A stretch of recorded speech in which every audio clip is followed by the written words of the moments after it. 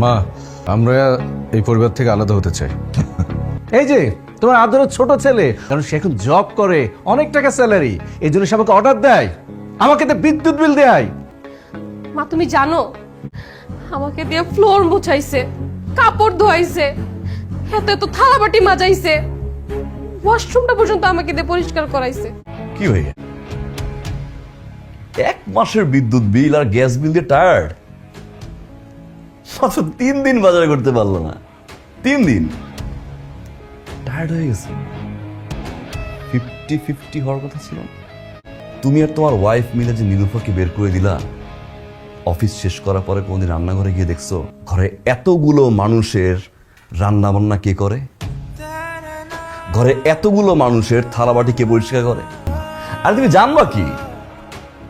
তুমি তো সকাল থেকে শুরু করো বউকে কিভাবে কনভিন্স করবা, কিভাবে সরি বলবা, কি খাওয়াবা কি না খাওয়াবা, অফিস থেকে ব্যাক করার পরে কি খাইছে কি খায় নাই কি খাবে, নিজের বউ নিজের বউ নিজের বউ। ভাবি, নীলুফাকে যখন আপনি বের করে দেন, নীলুফাকে বের করার পর একদিনও ঢুকছিলেন রান্নাঘরে? ঢুকেননি। ঘরের 2টা বউ মিলে একদিন পর কাজ ভাগাভাগি করার পরে আপনি টায়ার্ড হয়ে গেছেন। তোর আর তোমার ওয়াইফ যদি আমাদের কাছ থেকে আলাদা হও, এখনই হয়ে যাও না। আমি তোমার মতো স্যালারি পাই না ভাইয়া, সামান্য ইনকাম করি আমি, বাট আমি জানি এই সামান্য ইনকাম দিয়ে নিজের বাবা মাকে কিভাবে ভালো রাখতে হয়।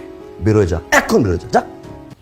আসলে দোষটা আমার মেয়ের না, আমার আমার একমাত্র মেয়ে বলে আমি ওকে আদরে আদরে এমনভাবে বড় করেছি।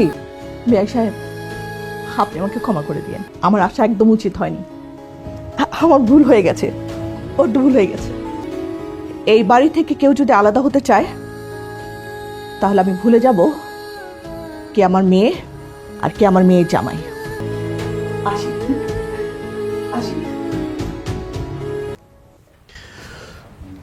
ভাই ভাই